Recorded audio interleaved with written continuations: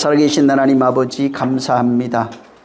부족한 자를 세워주셨사오니 입술을 사용해 주시고 또 말씀에 지혜와 지식과 능력 주셔서 오직 성령으로만 하늘의 끝들을 말할 수 있는 능력 있게 도와주시옵소서.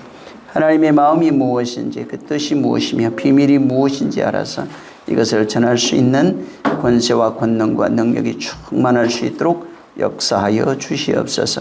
성령께서 오늘도 함께 하시고 주장하시며 또 역사하여 주셔서 말씀 속에 빛나는 그의 생명들이 보여지게 도와주시옵소서. 함께 하는 모든 심령들, 영상으로 보고 있는 모든 심령들, 하나님 은혜 주셔서 저들 모두가 말씀의 세계가 정말 선명하게 유리바다처럼 그렇게 보여줄 수 있도록 역사하여 주시옵소서. 종의 입술을 사용하시기를 원하며 예수 이름으로 축복하고 기도했습니다. 아멘. 자, 마태복음 7장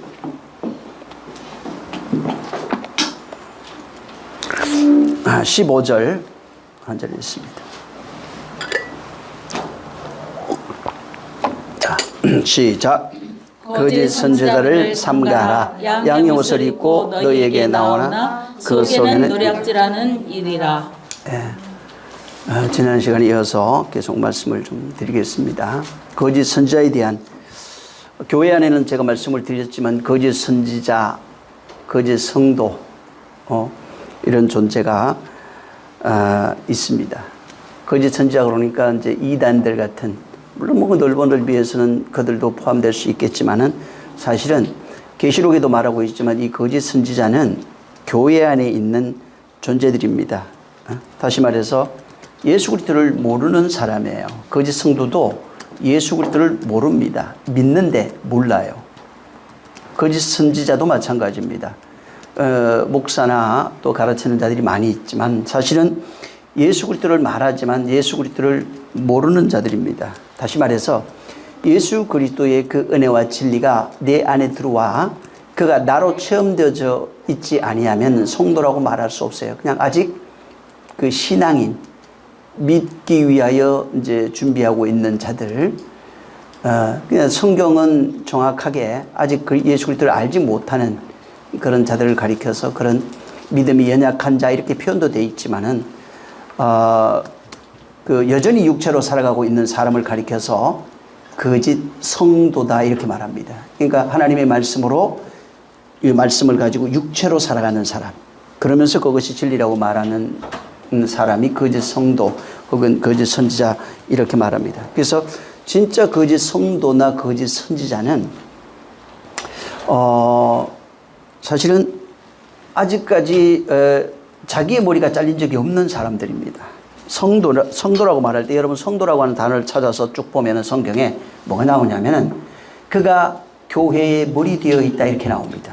이게 성도는 내 머리가 잘린 것을 경험한 사람들이고 그리스도의 머리로 되어진 것, 그의 머리가 내 머리가 된 것을 경험한 사람들을 성도라고 합니다. 그래서 내가 완전히 죽고 그 안에 들어가 그로 하나 되어지는 것을 경험한 역사가 있는 자가 성도입니다. 또 그것을 경험하고 그 깊은 머리로부터 내려오는 내용들, 머리로부터 말씀하시는 내용들을 가지고 그 음성을 듣고 말해줄 수 있는 자가 참 선지자입니다. 그러니까 성도는 그분이 머리 된 것을 경험하고 체험해서 그로 살아가는 정도면 성도가 맞습니다. 근데 선지자는 머리로서 말하고 있는 내용들을 분별할 수 있는 능력이 있어야 됩니다. 그것이 없으면은 선지자로 세워질 수가 없는 겁니다. 그래서 확실한 것은 거짓 참 성도라든가 참 선지자 같은 경우에는 자아의 죽음을 경험했어요. 그리고 그리스도가 머리 된 것을 본인이 압니다. 그래서 고백하는 내용이 내 안에 산 것은 내가 산 것이 아니라 그리스도께서 내 안에 사셨다고 그렇게 고백할 수 있는 겁니다. 근데 주님이 지금 이 본문에도 교회 안에 지금 그런 종류가 아니라 그분을 머리로 경험하지 못한 존재들이 그것을 진리로 말하고 있는 거짓 성도들, 또 그분의 음성을 듣지 못하는 존재들이 이것이 그분의 말이라고 말하고 있는, 성경을 이용해서 말하고 있는 모든 존재들입니다. 그래서 거짓 선지자 같은 경우에도 양의 옷을 내가 그리스도다, 주님이 말씀하신 내용이고 성경에 있는 내용은 맞아요. 그러나 그가 말하는 모든 내용, 성경에 기록되어 있고 예수님의 입으로 말씀하신 내용을 말할지라도 그가 말하는 모든 것들이 그 내용이 하늘의 것이 아니에요. 그것을 육체와 환경과 세상으로 풀어서 율례와 법도로 만들고 또 양심으로 살아가는, 교훈으로 살아가는 그런 자들을 말하는 겁니다. 주님이 지금 그래서 이런 자를 경계하라는 겁니다. 그러니까 하늘의 것을 말하지 못하는 자를 경계하라는 내용이에요. 굉장히 좋은 말씀이 많습니다. 저도 가끔 한번 그 불교 방송 혹은 이렇게 이제 가톨릭 방송 한 번씩 봐요. 왜 어떻게 보다 보면 이제 유명한 분들이 나와서 갑자기 뭐 강론도 하고, 어떨 때는 저 뭐죠 그 단인가 천도교라고 그러나 예, 그거 이렇게 한 번씩 봅니다. 그거 보면은 그 내용들이 참 정말 대단히 훌륭해요. 인간으로서 제가 볼 때는 야, 이게 이 정도 할 수 있으면 예수님이에요. 할 정도로 굉장한 그 내용들이 있어요. 그렇지만 그걸 지킬 수 있는 능력이 없습니다. 그리고 그래도 종교라고 하는 것은 마음을 수양하는 것까지는 갑니다. 다. 내용이 좀 다르긴 해도 마음을 수양하는 것까지 가지만은, 그러나 그것이 진리가 될 수는 없어요. 그래서 어떤 것은 이렇게 해야 극락에 이르고 또 내세에 굉장히 아름다운 그 세계에 이를 수 있다고 말하지만, 인간의 깨달음이라고 하는 것 자체는 율법 안에서 깨닫는 내용입니다. 율법 안에서 진짜 깨달았다면 뭐가 보여야 되냐면은 예수 그리스도가 보여야 돼요. 율법 안에서 이 세상에서 깨달을 수 있는 것은 인생무상 이런 것이 아닙니다. 그건 누구나 얘기할 수 있어요. 하지만 인간으로서 할 수 없는 것을 깨달아야 됩니다. 내가 아무것도 할 수 없는 것, 수양과 노력과 열심으로 되어질 수 없는 것을 깨닫는 것입니다. 그래서 이 세상에 육체로 살아가는 모든 것의 행복과 평안, 또 살아가면서 마음의 위로와 평안, 물론 이 성경 말씀도 육체, 마음에 관한 것들이 있습니다. 있지만은 그것이 본질이 아니에요. 본질 안에 속해 있는 것들입니다. 그냥 본질을 가진 자가 경험하는 내용이 질병, 평안 뭐 이런 것들이에요. 그러니까 육체에 속한 모든 평안, 본질의 것을 경험하고 난 이후에 비로소 마음의 위로, 평안 이런 것들입니다. 근데 본질을 제외하고 본질이 없는 그런 병나음, 귀신 쫓음, 마음의 위로, 평안 이런 것들은 사실은 성경과 전혀 상관이 없습니다. 그럴 수는 있어요. 믿음이 자라가는 단계에서 그럴 수 있지만은, 그러나 그것이 주가 되지는 않는다는 얘기입니다. 그게 본질이 아니라는 얘기예요. 귀신 쫓고 병 고친 이유도 그분을 알게 하기 위해서 그런 겁니다. 은혜 베푸시기 위해서 그런 거예요. 근데 사람들은 예수님이 그래서 하신 말씀 중에 많은 사람에게 오병이어를 경험하고 나니까 예수님을 자꾸 쫓아다녀요. 그러니까 저들이 왜 나를 쫓느냐. 저들이 지금 먹고 배부르는 까닭이라고 말해요. 그러니까 하늘의 것을 계속 양식을 주면서 배고파서 먹여주니까 그것이 주가 돼버린 거예요. 하늘의 말을 먹여서 지금 주고 있는데 이건 관심이 없어요. 산상주는 얘기를 해줘도 관심이 없어요. 이거는 지금 먹고 배부른 거, 그 다음에 눈으로 사람들이 죽은 자가 일어나고 병든 자가 일어나는 이런 것들에 대해서 그것만이 혹해가지고 쫓아다니는 겁니다. 오늘날 교회도 마찬가지죠. 거의 다가 본질이 없어졌습니다. 없어지고 병 잘 고치는데 쫓아다니고, 귀신 잘 쫓으면 쫓아다니고, 누가 정말 마음의 위로 잘해주면 쫓아다니고, 그러면서 내가 원하는 것을 말해주고 내게 베풀어 줄 수 있는 그 사람을 쫓아다니는 겁니다. 그에게는 그러니까 본질이 없는 거예요.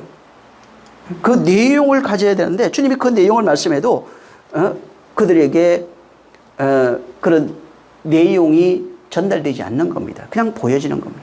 그래서 마태복음 24장 24절에 거짓 그리스도가 많이 일어났다 지금.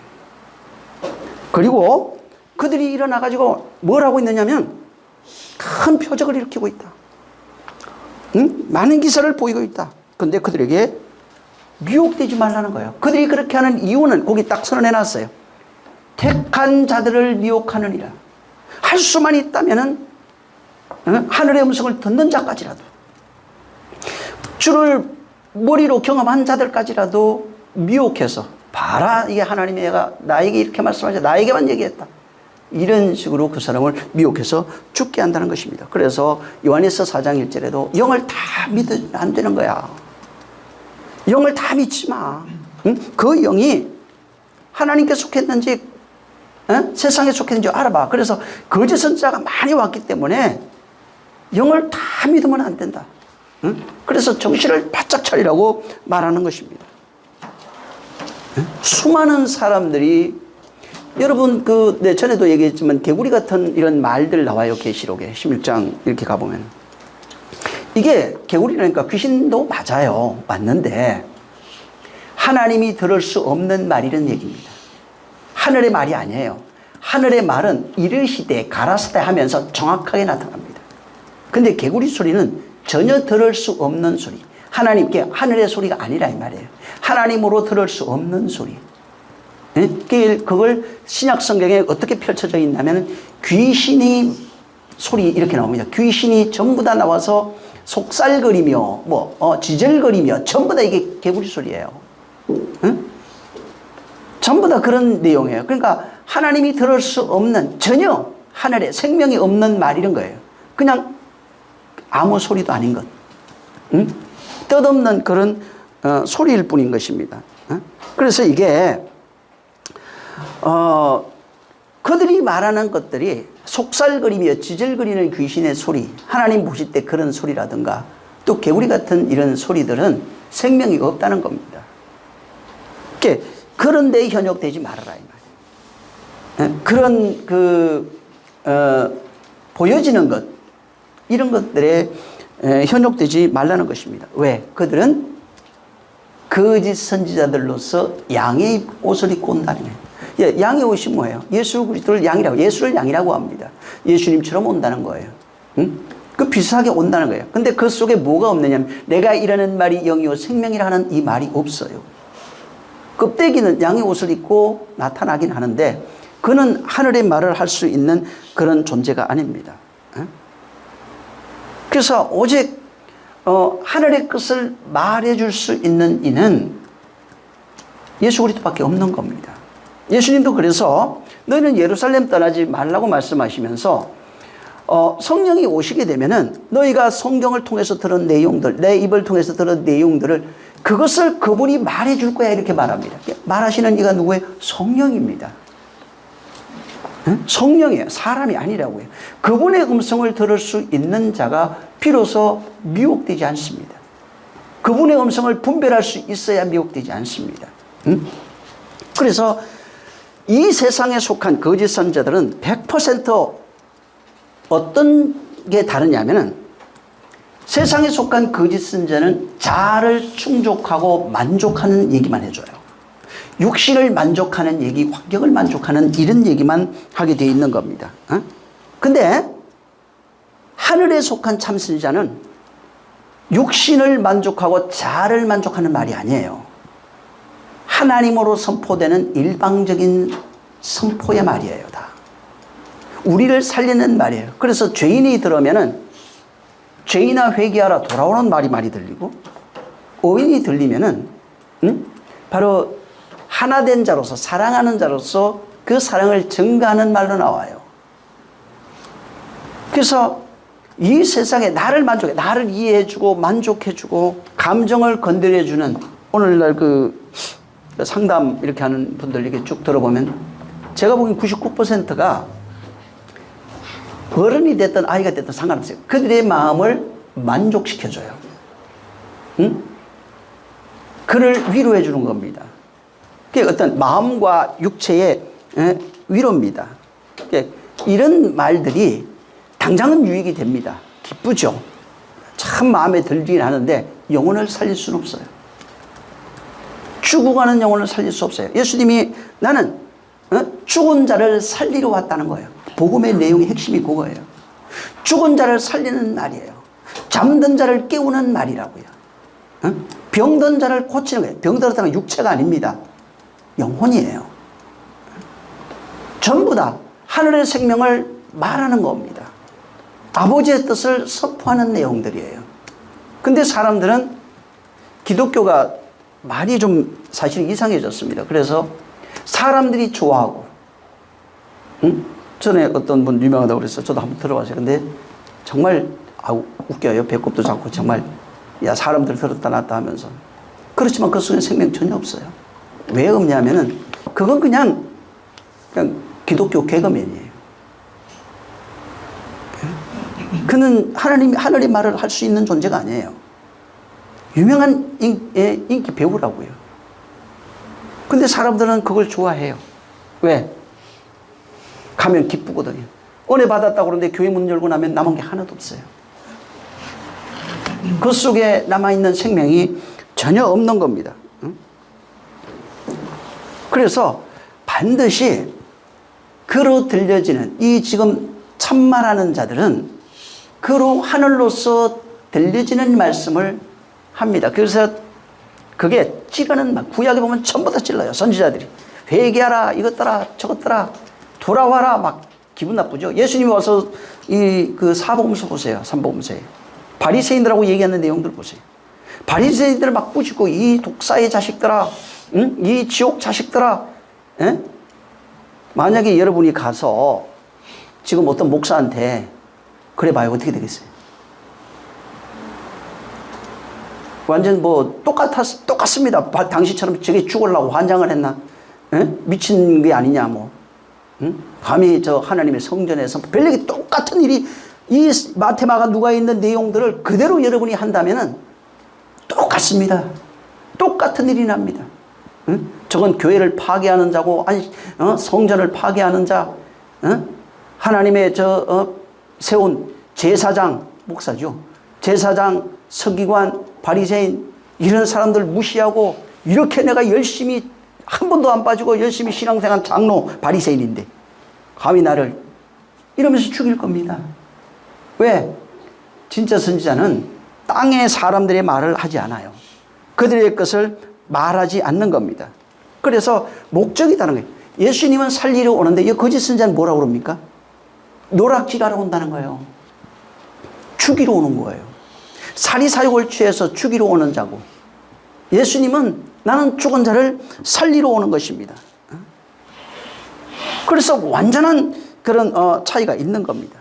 지금 사실은 영혼이 거래되고 있어요. 계시록에 보면 말세에 바벨론에서 영혼을 사고 팔매하는 내용이 교회에서 일어납니다.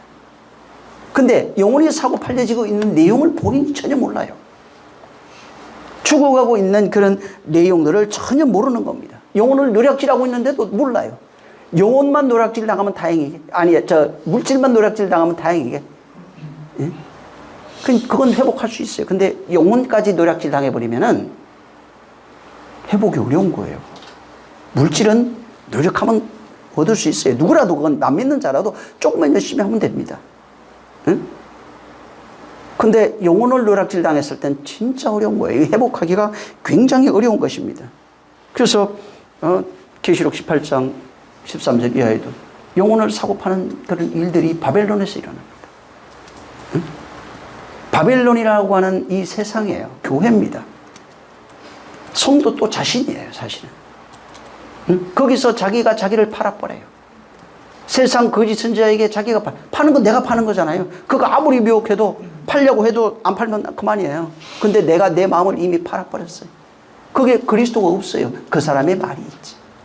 세상 사람들의 말, 누구의 말, 유명한 사람들의 말로 거기에 꽉 차 있는 것입니다. 그래서 하늘로서 말하는 존재, 참 선지자지만은 세상엔 사람의 마음을 미혹해서 이미 그 사람의 마음을 훔치는 거예요. 그래서 영혼을 노략질하는 겁니다. 그건 생명이 될 수 없는 겁니다.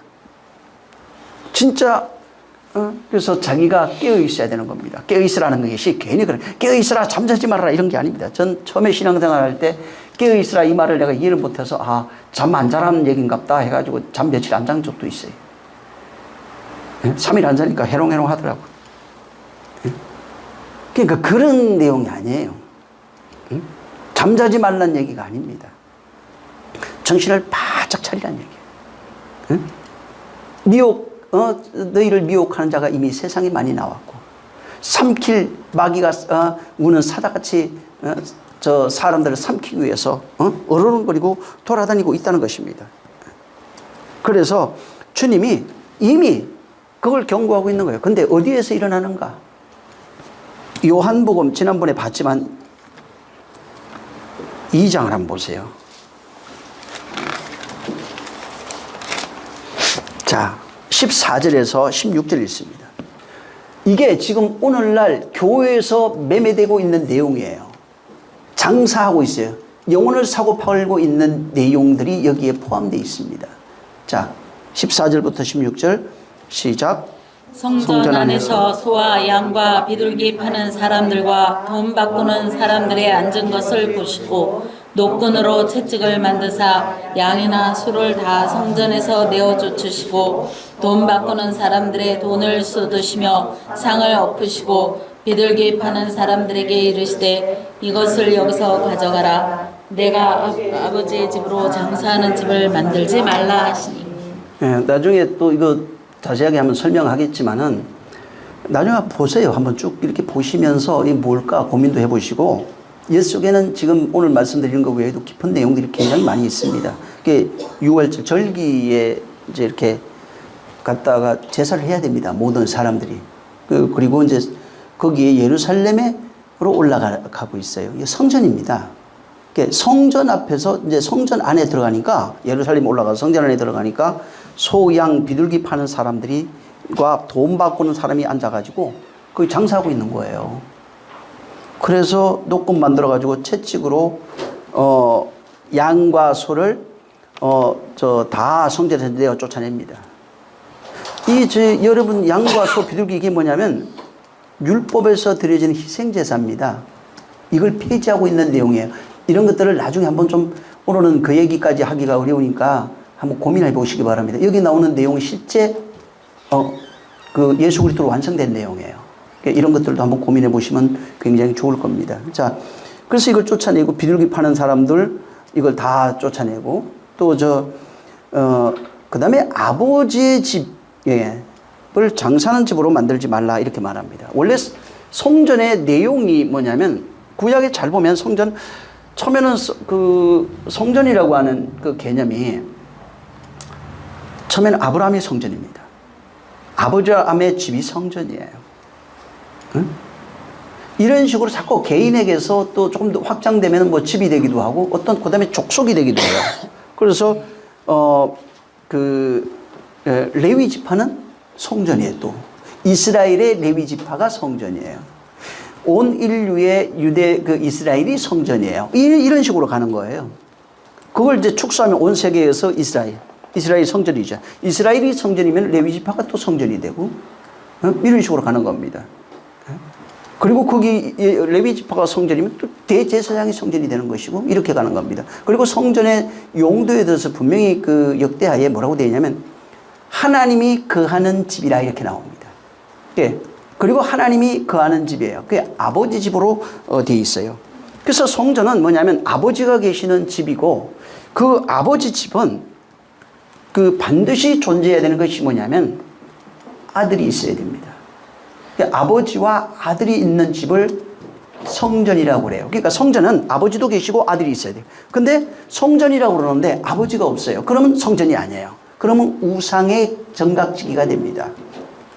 그래서 그 성전이라고 하는 단어도 마찬가지고, 그래서 거기에 아버지가 계시고 아들이 있어서 그 아들이라고 하는 단어가 바르입니다. 바르인데 이게 뭐냐면 아들이 아버지 집에 거하면서 아버지로부터 말을 배우는 자 이런 뜻이에요. 말을 배워요.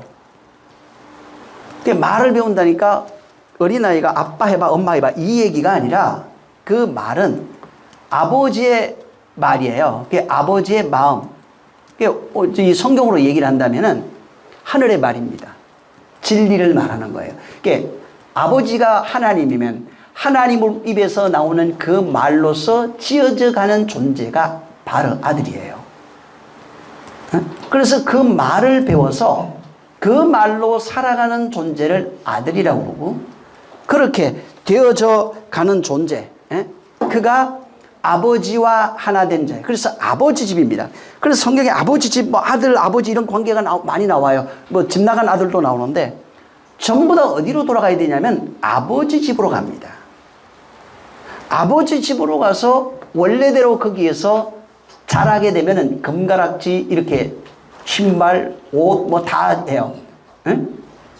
그러니까 아버지 집에 가면은 그렇게 되는 거예요. 그러니까 아버지 집은 여기는 지금 성전으로 되어 있는데 성전이에요. 그래서 여기서 아버지 집에서 태어나 아버지 집에서 그 말을 배우고 아버지 집에서 아버지와 하나 되어 살아가는 존재가 바로 그 성전이에요. 그래서 원래 성전의 개념이 아버지와 아들이 함께 거하면서 교제라고 이렇게 말하지만은 아버지로부터 나오는 입에서 나오는 말로 먹고 자라며 성장해서 아버지와 똑같이 하나 된 자를 말하는 것입니다. 자, 그게 원래 성전의 목적이에요. 자, 근데 이 본문에 이런 아버지 집을 희생제사를 하라고 그러니까 이해를 잘못했어요. 그 양 잡고 소 잡고 비둘기 잡고 뭐 곡식들이 이런 내용들, 이 성전은 피의 제사가 있는 곳입니다. 그게 모형이에요. 근데 그 내용을 전혀 몰랐던 거예요. 들이라니까 그냥 인간의 모습이에요, 그게. 그러니까 인간은 하라 그러면 그거밖에 못해요. 응? 깨달을 수 있는 능력, 하나님이 깨닫게 하지 않으면 절대로 깨달을 수가 없는 겁니다. 그래서 원래 성전의 의미가 아버지 집에서 아버지 말을 배워서 아버지와 하나 되는 존재가 되어야 되는데, 이게 제물 드려서 희생제사 하라고 그러니까 양 잡고 소 잡고 하라고 그랬다고요. 그게 이제 모형인데 그 내용을 모르고 계속해서 희생제사를 드리는 거예요. 예수 그리스도 오셨지만은 끊임없이 희생제사를 드린 일들이 그 집에서 반복되는 겁니다. 그러면서 지난번에 제가 얘기한 것처럼 6월절에 여기 가서 양을 가져야 되는데 멀리서 못 싸웁니다. 못 끌고 와요. 끌고 올 수가 없어요. 그걸 오다 보면 다 병들어 죽어요. 근데 성경에 드릴 때 보면 하나님께 드려지는 양, 소 이런 것들 완전해야 돼요. 흠이나 티가 없어야 된다고요. 왜 그렇게 흠이나 티가 없어야 되냐면 예수 그리스도가 흠인과 티가 없는 자라, 그걸 얘기를 하는 거예요. 흠과 티가 없어야 되는 거예요. 그러니까 흠과 잡티가 있어도 안 되고 뭐 상처나도 안 되고 아무것도 안 됩니다. 그러니까 못 가져오는 겁니다. 그래서 할 수 없이 빈몸으로 와서 성전 입구에서 그 양과, 성전 아니죠 여기 지금, 그거 팔고 사고 했던 거예요. 예루살렘 성 안에서, 성전 안에서 이걸 사고 팔고 해요. 그 자리에서 사가지고 갖고 들어가서 6월절 제사를 드리는 겁니다. 두 번째는 또 성전세를 내야 되니까 반세겔이에요. 그걸 내려면은 로마 돈을 가져온 사람은 환전세를 내야 돼요. 환전세가 비쌌어요. 그 다음에 반세겔을 내라 그러니까 꼭 반세겔을 낸 거예요. 이게 성전, 그러니까 오늘날 얘기하면 주일 헌금 같은 거예요. 그러니까 하루 일당의 반을 내라 이렇게 돼 있거든요. 그러니까 하루 품삯이에요. 남자 성인 하루 품삯의 절반인데, 근데 그걸 반세겔이 이게 반세겔로 내라니까, 이게 반세겔을 내려면은 반세겔이 없으면 어떻게 돼요? 한 세겔을 줘야 됩니다. 한 세겔을 주면은 성전세가 반세겔이야. 그 다음에 환전세가 반세겔이에요. 그게 반세겔 주고 꿀꺽하는 겁니다. 하나님 앞에 가져가는 것보다 지가 더 많이 가져가는 거예요. 이런 일들이 그 안에서 계속 반복되고 있는 겁니다. 근데 주님이 여기에 지금 보면은 내 집을 아버지 집이에요. 장사하는 집으로 만들지 말라는 것입니다. 다른 요 똑같은 내용인데 주님이 이 표현을 마태복음에 가보면은 21장 한번 보세요. 어떻게 표현하셨냐면은 21장 12절부터 13절 한번 읽어보세요. 똑같은 내용을 지금 여기는 장사하는 집으로 만들지 마! 성가 이걸 다 엎어버렸어요. 응? 근데 여기 12절, 13절은 자, 시작. 성전에 들어가서 성전 안에서 매매하는 모든 자를 내어 쫓으시며 돈 바꾸는 자들의 상과 비둘기 파는 자들의 의자를 둘러 보시고 저희에게 이르시되 기록된 바 내 집은 기도하는 집이라 일컬음을 받으리라 하였거늘 너희는 강도의 그러를 만드는도다 하시니라. 예, 여기 보면은 하나님의 집을 강도의 속을 만들었다는 겁니다. 원래 기도하는 집인데 아버지와 기도라고 하니까 일방적으로 우리가 기도의 모양 이런 게 아니에요. 기도가 전에 얘기했죠. 아버지의 뜻이 내 안에, 말을 배워서 내 안에 이루어지게 하는 게 기도예요. 주기도문이에요. 하나님의 아버지의 뜻이 내 안에 이루어져서 아버지의 뜻대로 아들이 잘 자라는 게 기도예요. 그래서 그건 교제예요. 아버지와 아들이 교제하는 곳, 기도하는 곳 이렇게 표현되어 있어요. 아버지 말을 배워서 잘하는 곳이 성전이고 아버지 집이에요. 근데 여기는 강도의 구루를 만들어 버렸어요. 강도의 소굴로 나오죠. 구렬이가 이제 소굴이에요. 소굴. 강도들이 거하는 그런 집이에요. 그러니까 하나님의 성전에서 강도질하고 있는 것들입니다. 뭘 합니까? 무슨 강도질 한다는 얘기예요? 돈 뺏었다 이 얘기가 아닙니다. 영혼을 강도질하고 있는 거예요. 사람들의 영혼을 지금 강도질하고 있는 겁니다. 맨날 피해 제사를 드리니까 그걸 악용해가지고 사리사욕을 취하고 그 다음에 하나님의 양들이라고 표현해요. 양들을 강도질하고 있는 겁니다. 그들의 필요를 채워주면서 전부 다 강도질하고 있는 거예요. 그들이 원하는 말 해주면서 강도질하고 있는 거예요. 그들이 필요한 양 갖다 주고 소 갖다 주고 또 돈 그 반세계 성전세 내야 되니까 그거 저 바꿔주고 그러면서 그들이 진짜 하나님의 사람이 돼야 되거든요. 근데 그들을 그렇게 되지 못하도록 끊임없이 희생제사에 발목을 놓고 그들을 죽이는 자, 영혼을 사고 파는 자가 되어버린 것입니다. 그래서 이들은 바로 진짜 하늘의 것들을 말해줄 수 있는 자들이 아니에요. 당장 필요한 거 맞죠? 신앙에 필요한 것들 말해줍니다. 성전에서 필요한 그런 것들을 말해주는 거예요. 그리고 그들이 필요한 것을 채우고 사리사욕을 취하는 것이 바로 거짓 선지자들입니다. 인간은 태어나서 이미 인간이 이 세상에 태어난 모든 인간은 선악과 먹고 태어난 존재들이에요. 영혼을 가지고 태어납니다. 자, 태어났는데 이 세상에 태어나서 자라가면서 죽을 때까지 보고 듣고 경험하는 모든 내용은 율법이에요. 이 율법적 자아로 그렇게 살아가는 것입니다. 그래서 율법이라고 하는 이유가 뭐냐면 전부 다 자기 인격이 형성이 되면은 어렸을 땐 부모 아버지와 어머니의 인격을 의해서 좌지우지하죠. 그 다음에 자아가 이제 자기 의지죠. 자아가 발생이 되면은 보통 사춘기 지나면 발생하죠. 그때부터는 엄마 말 안 듣고. 보통 한 8살, 7살 넘으면 엄마 말 잘 안 들어요. 그러면서 13살 되면 아예 안 듣습니다. 그 다음에 13살 넘어서 아버지는 무서워해요. 근데 한 18살 때 되면은 17, 18 되면은 아버지 말 안 들어요, 이제는. 그래서 고등학생만 되면 아버지 말을 안 듣습니다. 거의 뭐, 그래 1, 2학년 되면 괜찮은데 3학년쯤 되면은 이게 세상 말로 대가리 커져가지고 이게 아버지 머리 꼭대기에 놓습니다. 안 들어요. 그게 이제 자아 형성이에요. 그래서 부모에 의해서 자아가 이렇게 형성해요. 그 다음에 이제 자아의 형성에 영향을 주는 이가 누구냐면 친구들입니다. 중고등학교 때부터 친구들이 자아 영향에 굉장한 영향을 주게 돼 있고, 그 다음에 이제 선생들, 그 아이의 특성에 따라서 어떻게 어렸을 때 양육이 그 자아가 잘 형성이 됐느냐에 따라서 선생들에 의해서 뭐 멘토 이렇게 얘기도 하죠. 그런 사람에 의해서 훌륭한 자아로 되기도 하고 아니면 그냥 평범하게 살기도 하고 악한 자가 되기도 합니다. 자, 근데 공통점이 뭐냐면 이 세상에 태어난 사람의 공통점은 자아의 확장입니다. 자기 만족이라 이 말이에요.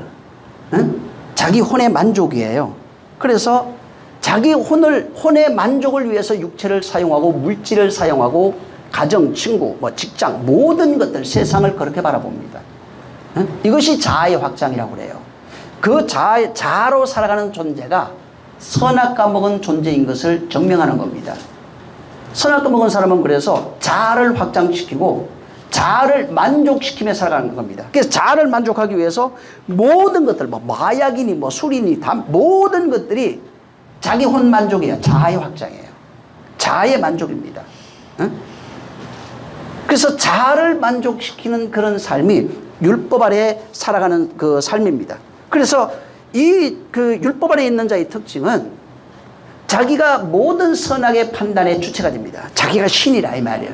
내가 주인입니다. 내가 왕이에요. 그래서 내 나라에서 내가 왕으로 살고 있습니다. 부모도 뭐 왕이 아니에요.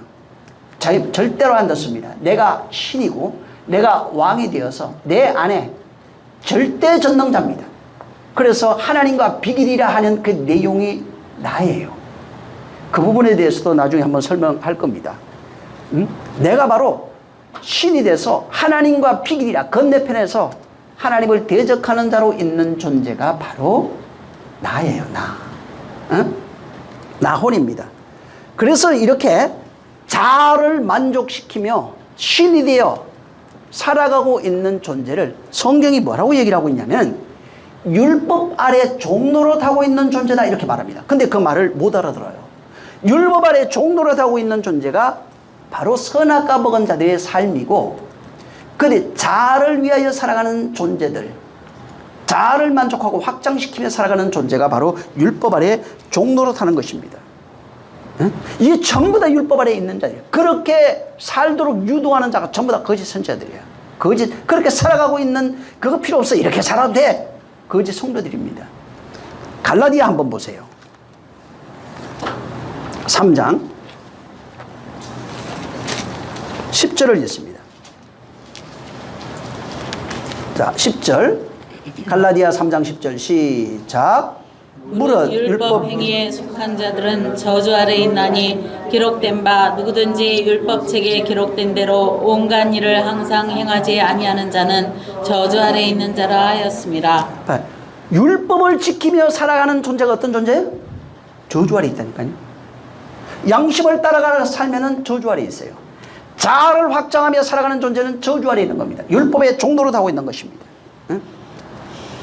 끊임없이 율법 아래서는 그것을 행해야 스스로 의로워지는 거예요. 자기 스스로도 자기가 안 믿어지는 거예요. 그래서 끊임없이 의를 행위를 요구하고 있는 겁니다. 율법은. 그게 율법 아래 있는 거예요. 갈라디아 4장 보세요. 그 뒤에 3절을 봅니다. 3절에서 5절. 자, 시작.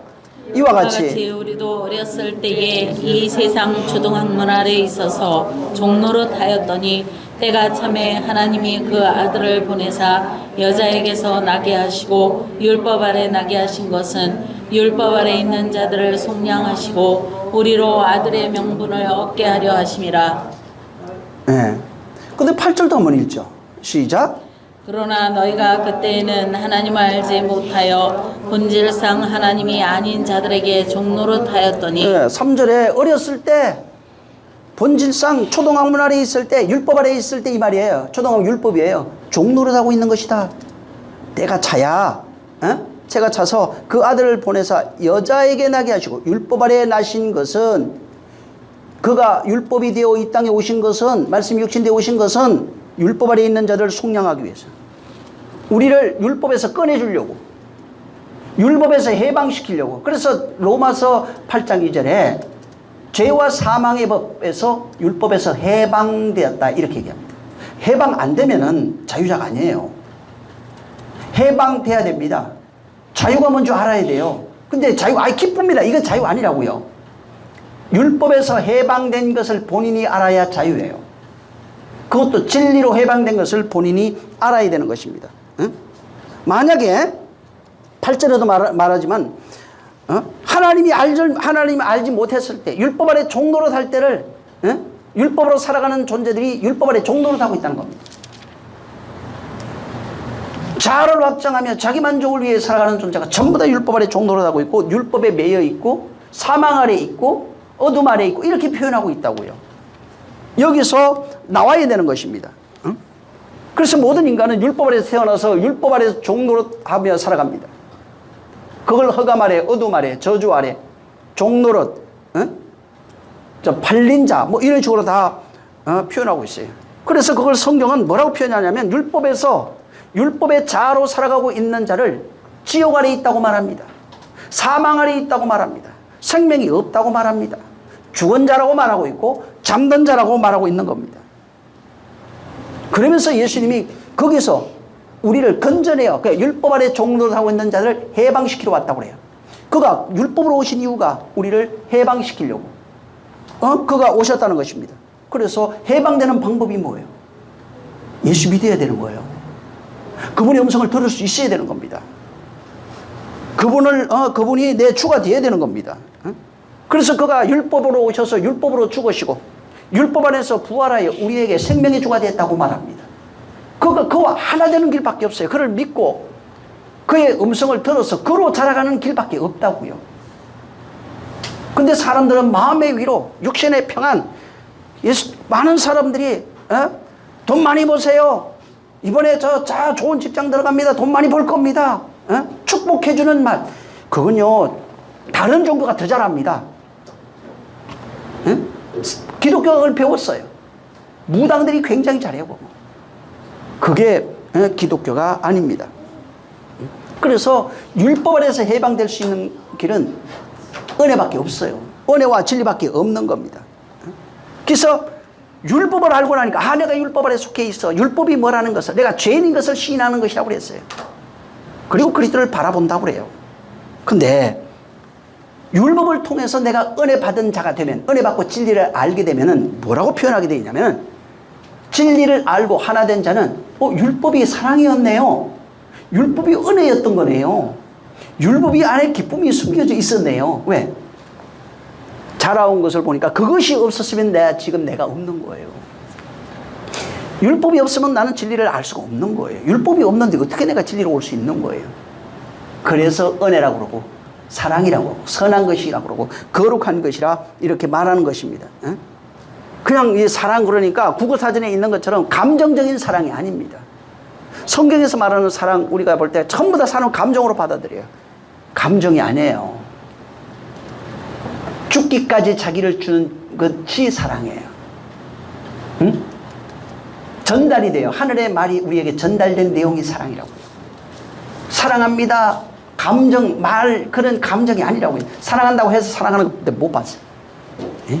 연애할 때 남자들 보면 여자들 어떻게 꼬셔가지고 결혼해 보려고 사랑한다고 얼마나 많이 그래. 예?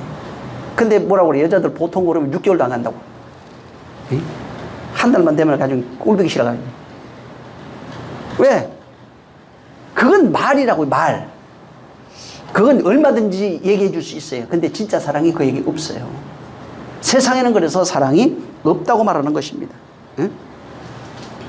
그래서 진짜는 그 내용을 가지고 그것을 전달할 수 있어야 사랑이에요. 그래서 하나님은 사랑이시다 말해요.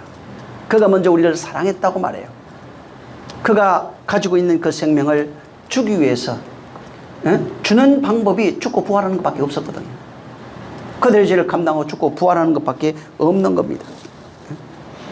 그래서 진짜 사랑을 알면 그 사랑을 증거할 수 있는 겁니다. 마태복음 5장 한번 보세요.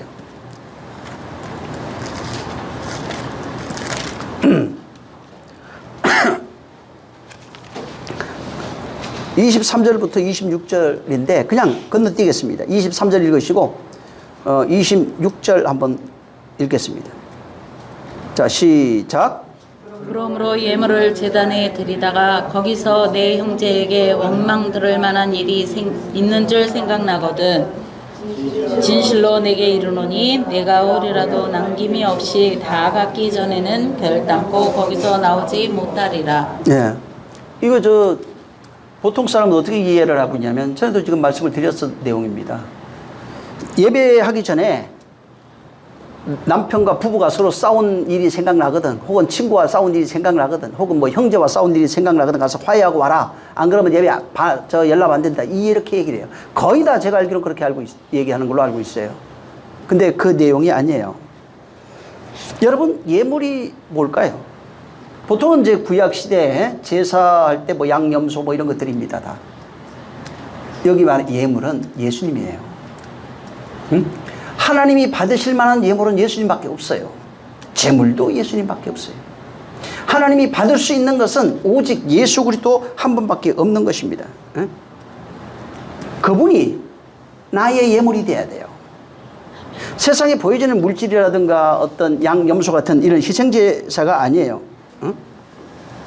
다시 말해서 그분이 나의 예물이 되면 형제를 용서하는 자가 될 수 있어요. 형제를 용서한다니까 내가 용서해줄게. 너 그때 나 사기쳤잖아. 이 얘기가 아니라고요. 용서라고 하는 얘기를 드렸습니다. 예수가 나의 제물이 돼서 내가 그와 하나 된 존재가 됐을 때 예수님은 하나님으로 하늘로서 말하는 존재입니다. 내가 가진 그 하늘의 존재, 그가 나의 예물이 되어서 바로 내가 그로 드려졌을 때 내 안에 그로 살아가는 존재가 되는 겁니다. 예수 그리스도 내 안에 있는 거예요.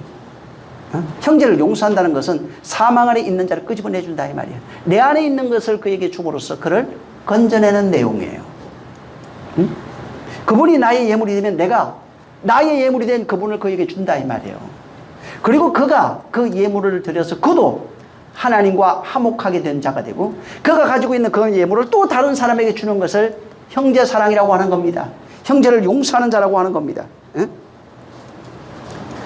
바로 나에게 죄 지은 자를 용서한다는 이것은 율법이에요. 나에게 잘못한 것을 풀어준다. 이건 율법이라고요. 이건 율법 아래서도 하는 내용이에요. 나에게 사기치고 잘못하고 욕하고 나 기분 나쁘게 한 거 이런 내용이 아니에요. 그건 율법 아래서도 얼마든지 할 수 있는 거예요. 형제를 용서하는 것은 진짜 용서는 하나님이 나를 용서한 그 용서가 내 안에 있을 때 내가 그 용서로서 형제를 용서해야 형제를 용서하는 자가 되는 겁니다. 그러니까 그 용서가 내 안에 없으면 형제를 용서할 수 있는 자가 되는 것이 아니에요. 그래서 진짜 용서는 옥에 갇혀 있는 그를 풀어줘야 용서예요. 사망에 갇혀 있는 자를 풀어줘야 용서입니다. 흑암에 갇혀 있는 자를 빛으로 인도해야 바로 용서하는 자가 되는 것입니다. 다시 말해서 예물로 오신 예수 그리스도, 그를 내가 진리로 알아서 내가 그에게 진리로 전해주는 겁니다. 내가 가지고 있는, 그래서 바울이 얘기하잖아요. 베드로도 그런 얘기하죠. 은과 금은 내 안에 없으나 내가 가진 예수 그리스도 이름으로 이름을 주겠다. 바울도 얘기하죠.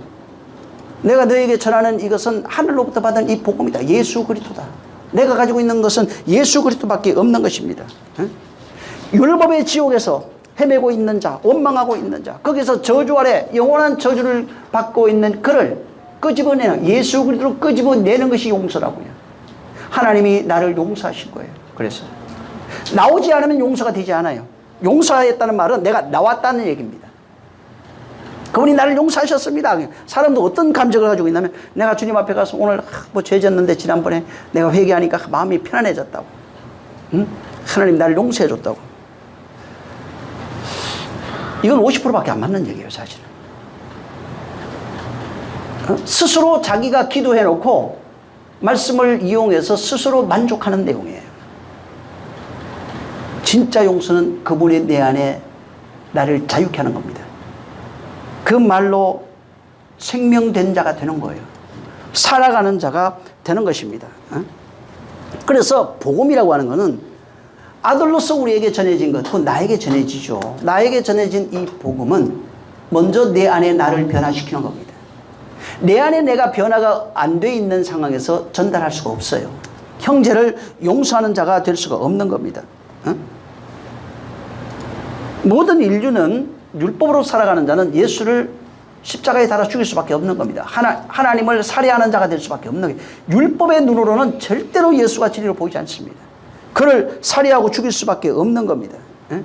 왜 그러냐면 그가 우리를 무는 뱀이에요. 보니까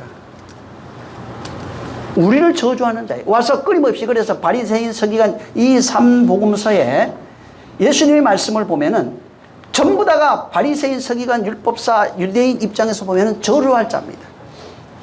나를 사망으로 이끌어갈 자예요. 나를 저주하고 괴롭게 하고 힘들게 하고 불편하게 하고. 그러니까 그가 미운 거예요. 그래서 나를 무는 뱀이에요. 그러니까 그를 죽이는 거예요. 힌두에 보면은 시바 신을 믿는, 무슨 힌두인데 이제 시바 신을 믿죠. 근데 시바 신의 그 전령이 누구냐면 신이죠. 그게 뱀입니다. 자, 뱀에게 사람이 물리면 어떤 얘기를 하면, 우린 물리면 큰일 나죠?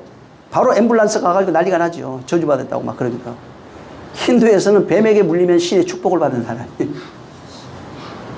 그리고 죽으면은 신의 축복을 받은 사람을 썩게 할 수가 없어요. 그래서 그 사람을 장사를 해야 되는데 어떻게 장사를 하냐면 다리에다가 돌을 크게 묶어놓고 그 무슨 강이죠? 그 인더스강 왜 인도에 흐른 나 갑자기 또 생각나는 거기다가 그냥 수장을 합니다. 그래서 거기 강이 그 히말라야에서부터 시작되잖아요. 겐지스 강, 네, 맞아요. 겐지스 강에 저 시체를 불태울 수 없는 사람들이 있어요. 임신한 여자, 뱀에게 물린 사람, 어린아이는 화장을 안 합니다. 전부 다 수장을 해요. 그래서 겐지스 강 바닥에 해골들 쫙 깔려 있어요. 그물 먹고 그물 씻고 성수라고 하면서 그거 하고 있어요. 뱀에게 물려. 근데 보통 사람들, 그들은 뭐 그걸 복이라고 생각하니까 신의 축복을 받는 사람. 그래서 뱀에게 물려서 죽으면 신이 돼요. 아주 대단한 신이 돼요. 근데 보통 사람은 그렇게 생각하지 않죠. 뱀이 저주받았다고 그럽니다. 그래서 뱀으로 오신 예수가 우리를 물고 있는 거예요. 율법 아래 있는 자들 끊임없이 거기 잘못해 물고 있는 거예요. 그래서 그를 죽일 수밖에 없는 겁니다. 응? 그래서 형제 화목도 보면은 형제가 그러니까 우리 친구끼리 뭐 가족 이런 얘기가 아니에요. 원래는 예수와 화목하라 이렇게 돼 있어요. 그게 형제 화목이에요. 그분과 화목해야 우리가 살아갈 수 있는 겁니다. 응? 그래서 내가 그분과 화목하면 형제를 용서하는 자가 되면 그를 용서하는 자예요. 뱀으로 오신 그를 용서하는 자가 되면 내가 그로 살아갈 수 있는 자가 되는 것입니다. 그래서 그 내용 속에는 은혜의 내용이 담겨 있는 거예요. 그가 나를 구속하시고 내가 그 안에서 그로 살아가는 그 은혜의 내용이 그 안에 담겨 있는 것입니다. 이 지금 그 마태복음 5장 26절에 진실로 내게 이르노니 내가 한 푼이라도 남김없이 다 갚기 전에 결탄코 거기서 못 나올 것이다. 이렇게 말합니다. 자, 그가 이 땅에 오셔서 바로 이 그 한 푼이라고 하는 단어가 한 푼 뭐 마지막 하나 이런 뜻으로 되어 있어요. 원문에 보면은 이제 그 원문은 에스카토스 고도란테스 이렇게 되어 있는데 마지막 사랑 이런 겁니다. 마지막 사랑, 마지막 하나 뭐 이런 거. 그게 또 11조, 10의 하나 뭐 이런 의미로 이 내용이 써지고 있는 거예요. 응? 다시 말해서 이 마지막 한 푼이라도 갚지 아니하면 이 내용은 형제와 화목하는 자가 돼서 형제를 용서하는 자가 된 자가 한 푼을 갚는 사람입니다. 그러니까 10의 1로 완성된 자가, 예? 10의 1은 예수 그리스도예요. 1로 완성된 예수 그리스도. 그로 하나 되어진 존재. 내가 10분의 1이 되어 11조가 되고 내가 그 사랑을 알아서 진짜 형제와 화목하고 형제를 용서할 수 있는 자가 될 수 있는 거예요. 그게 형제 사랑입니다. 형제를 바로 용서하는 자입니다. 네? 이게 안 되면은 여러분 형제와 화목이 먼저고 용서는 그 다음이에요. 그분과 화목해야 돼요. 그리고 그로 완성되어져야 내가 그로 살아가는 존재, 형제를 이제 용서할 수도 있어요. 그분이 나를 용서하신 것처럼 내가 용서할 수 있어요. 그래서 너희가 사람들 죄를 그대로 두면 그대로 있을 것이고 죄를 용서할 수도 있다. 죄를 없앨 수도 있고 그대로 둘 수도 있다는 거예요. 얼마든지. 근데 단 조건이 뭐냐면 형제와 화목하지 않으면 절대로 안 되는 거예요. 그래서 마지막 사랑을 깨달은 자, 마지막 사랑이 되어진 자, 그가 형제를 용서할 수 있는 거예요. 마태복음 25장을 한번 보세요. 여기 양과 염소에 대한 비유입니다. 이거는 뭐 잘 아는 내용인데 나중에 비유할 때 자세한 내용을 그 말씀을 드릴 겁니다. 자, 여기 그냥 건너뛰면서 한번 보겠습니다. 이거 많으니까 내용이 31절을 한번 읽죠. 먼저 31절. 31절부터 원래 46절을 다 읽어야 되는데 내용이 많아요. 그러니까 한번 그냥 건너뛰면서 보겠습니다. 자, 31절 시작. 인자가 자기 영광으로 모든 천사와 함께 올 때에 자기 영광의 보좌에 앉으리니. 예. 거기 보면 그 다음에 32절, 33절에 가면은 양은 오른편, 뭐 염소는 왼편에 둘 것이다 이렇게 말합니다. 그 다음에 35절 36절 시작. 내가 주를 때에 너희가 먹을 것을 주었고 목마를 때에 마시게 하였고 나그네 되었을 때에 영접하였고 벗었을 때에 옷을 입혔고 병들었을 때에 돌아보았고 옥에 갇혔을 때에 와서 보았느니라. 37절은 어느 때 그랬습니까? 우리 그런 적 없습니다. 우리 한 적이 없습니다. 그렇게 얘기를 하고 있고 이제 40절. 자, 시작 보세요. 잘 읽으세요. 40절. 임금이 대답하여 가라사대 내가 진실로 너희에게 이르노니 너희가 여기 내 형제 중에 지극히 작은 자에게 하나에게 한 것이 곧 내게 한 것이니라 하시고. 여기 이제 41절부터는 반대 내용이에요. 이제 왼편에 있는 자에게 말하고 여기는 이제 오른편에 있는 자에 대한 내용을 여기에 기록해 놨습니다. 이 자세한 내용은 나중에 비유 설교할 때 할 겁니다. 자, 근데 여기 양과 염소의 차이가 뭐예요? 양과 염소에 대한 비유를 우리가 굉장히 많이 듣고 있습니다. 이게 차이가 뭐냐면 이 세상에서 아버지 말이에요. 진리를 말합니다. 그리스도와 하나 된 자예요. 그분과 화목된 자. 그 아버지의 말을 가진 자. 은혜의 양식을 가지고 있는 자. 화목해서 그 말로 살아가는 그 존재가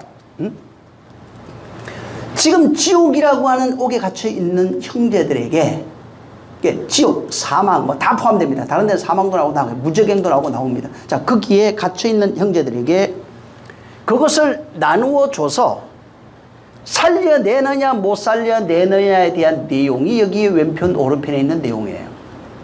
하늘의 것을 가져, 진리를 가져, 하늘의 양식을 가져서 옥에 갇힌 자를 건져낼 수 있느냐 건져낼 수 없느냐 하는 것입니다. 여기 지금 하나님의 백성 양이죠 다. 그 양은 원래는 하나님이 주시는 양식을 먹어야 살아가는 존재입니다. 근데 여기 잘 보면 뭐라고 하냐면 줄인 자, 목마른 자, 헐벗은 자, 뭐 성경에 많이 나옵니다. 병든 자, 옥에 갇힌 여기도 있죠 이런 게. 이게 뭘 얘기할까요? 다시 말해서 복음의 은혜로부터 유기된 자들입니다. 그러니까 옥에 갇혀서 복음을 몰라게 율법의 옥에 갇혀 있어요.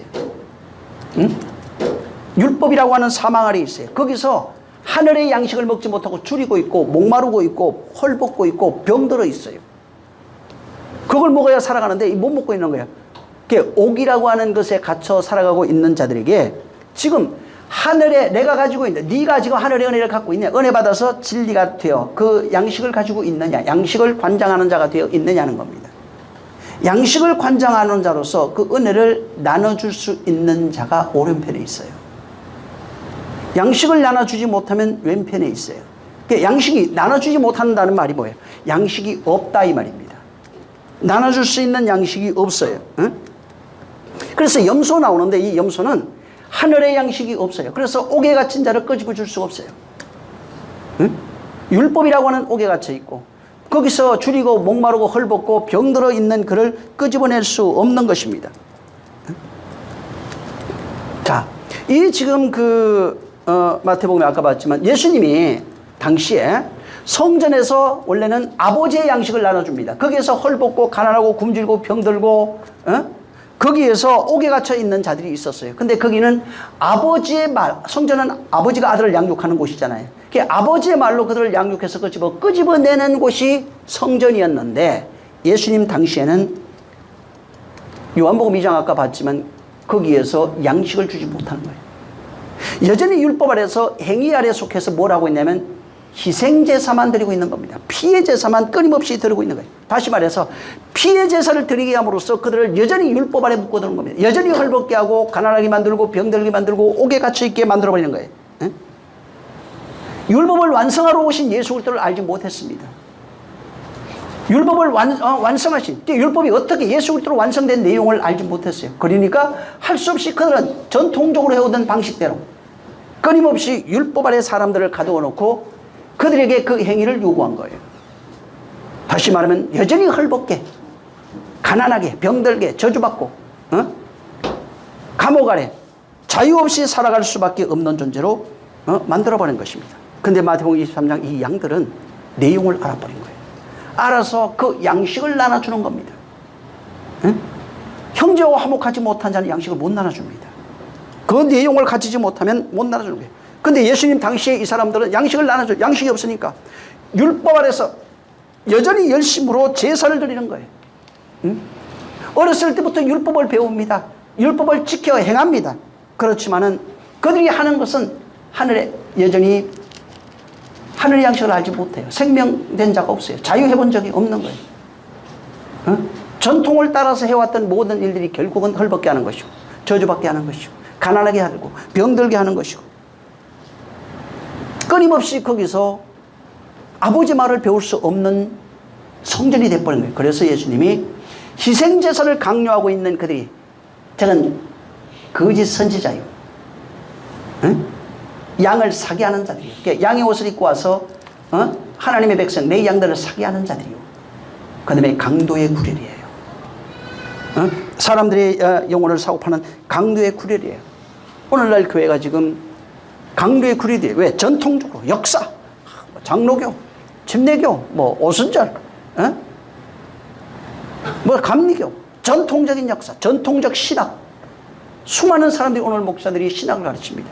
신학은 복음이 아니에요. 튤립고리, 루터의 얘기 뭐 많죠. 복음 아닙니다. 칼빈의 얘기 많습니다. 전부 다 강도의 글이에요. 그들에게 자유를 줄 수 있는 게 아니라고. 전통적으로 이스라엘 사람들은 제사를 드렸어요. 오늘날 교회는 뭘 하고 있어요? 예수를 잡아서 제사 드리고 있어요. 과거 사람들은 짐승을 잡아서 희생제사를 드리고 있는데 오늘날 교회들은 예수를 잡아서 피해제사, 희생제사를 드리고 있어요. 완전한 데 나가지 못하고 있는 거예요. 그리고 그 안에 가둬두고 자유가 없어요. 성도들 물어보세요. 자유 있는가? 말은 기쁩니다 하는데 물어보세요. 조금만 제가 얘기하다 보면 가정 이런 일 있고 어런 일 있고 막 힘들고 하나님이 내 음성 안 듣는 것 같아. 자유가 없어요. 왜? 진정한 자유와 기쁨이 그들 속에 없는 겁니다. 그래서 좋은 말은 하지만 뭐가 없어요? 아버지 말을 배워서 양육하는 아들이 나오지 않는 거예요. 강도의 구렬이에요. 예수 안에 머물게 해요. 옛날에는 양, 짐승 안에 머물게 했어요. 근데 지금은 예수 안에 머물게 하는 겁니다. 예수 믿는 건 시작입니다. 그분이 이미 희생자자 드렸어요. 그를 의지하여 성소에 섬기는 삶이 있어야 되는데 성소에 들어가서 섬기는 삶 자체가 없는 거예요. 성전에 불 켜본 적이 없어요. 거기서 불 켜야 비로소 하늘로 쏘는 양식 떡을 먹을 수 있는데 떡을 먹어본 적이 없어요.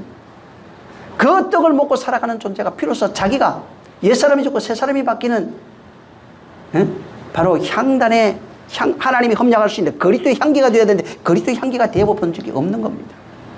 전부 다 어디 있어요? 오늘날 제가 보기엔 99%가 지금 뜰에서 성소에 있습니다. 뜰에서 성소에 머물러서 예수 바라보면서 십자가 밑에서 그분 우러러보고 있는 삶을 살고 있어요. 그러면 구원이 안 되는 거예요. 시작은 했는데 맛은 봤지만은 그리스도를 맛은 봤지만 예수의 은혜를 맛은 봤지만은 그에게는 은혜가 없는 겁니다. 그래서 오늘날 끊임없이 오늘날도 당시에도 영혼을 사고 파는 일들이 있지만 오늘날도 예수를 가지고 영혼을 사고 파는 일들이 장사하는 바로 집이 된 것이 교회 성도입니다. 성전이에요.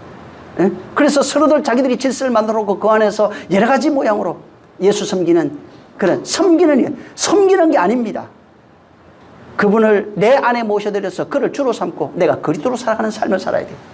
은혜 받으라는 얘기했지 섬기라고 얘기하는 게 아닙니다. 근데 오늘날 잘 섬기려고 그래요. 잘 섬기지 마세요. 그냥 되세요.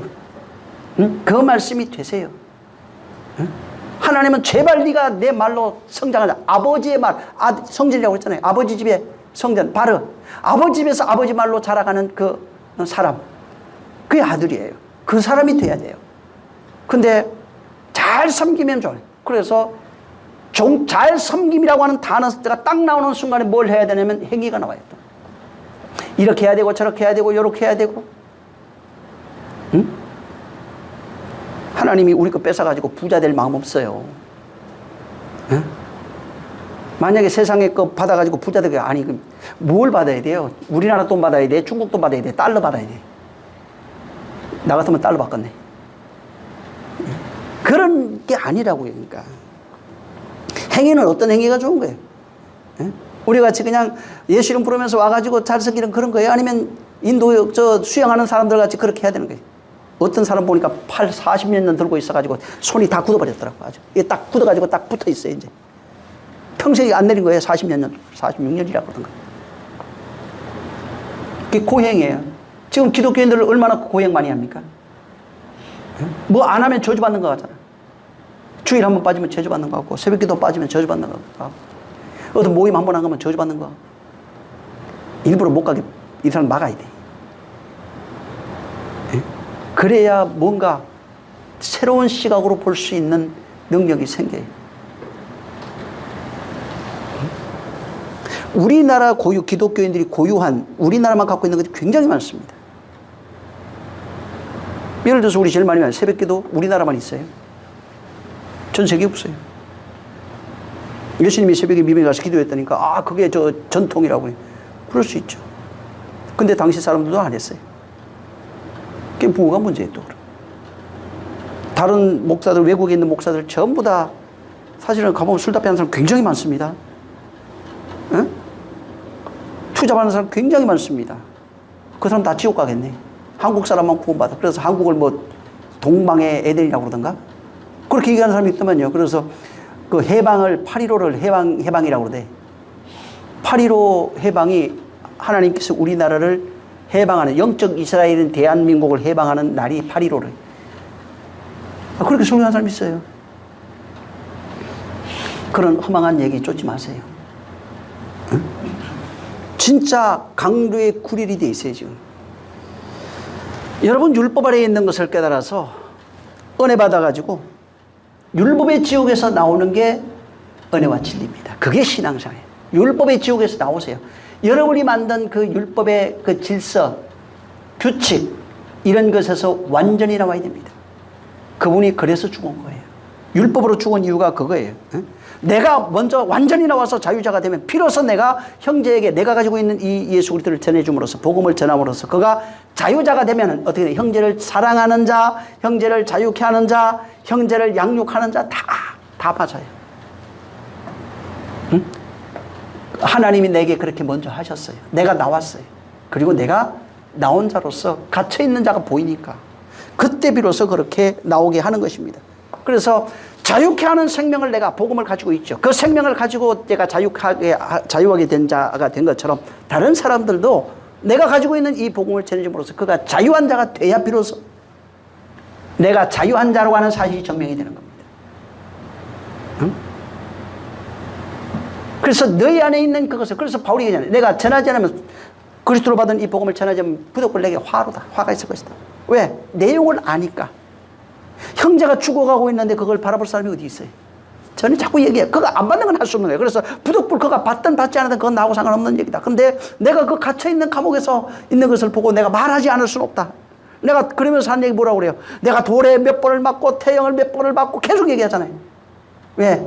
이 복음 전하면요, 돌 맞고 욕 먹고 죽게 돼 있어요. 예수님 핍박받게 돼 있어요. 예수님처럼. 그건 그냥 모형이에요. 진짜 핍박은 내 안에서 일어나는 것이죠. 그래서 내가 가서 그걸 전해주는 거예요. 그들 좀 나오라고. 근데 그가 다행히 그 말을 받고 나오면은 된 겁니다.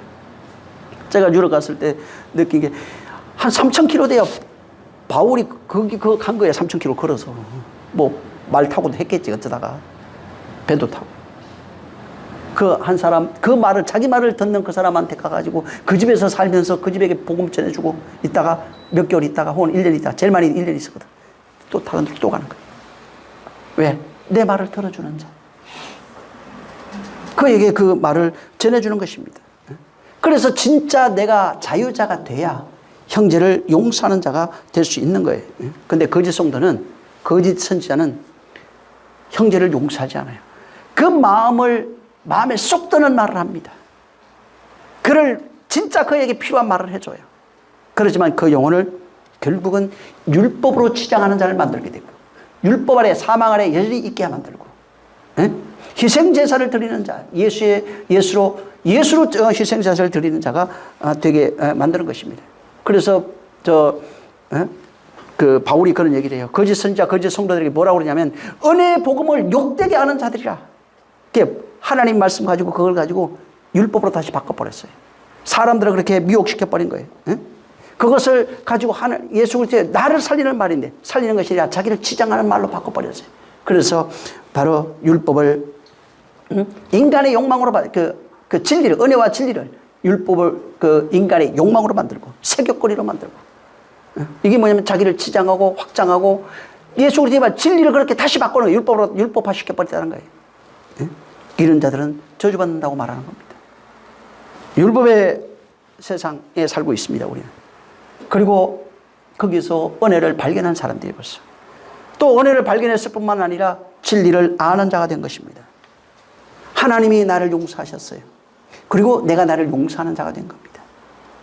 그분과 화목했어요. 형제와 화목함으로써 형제도 그래서 달라요.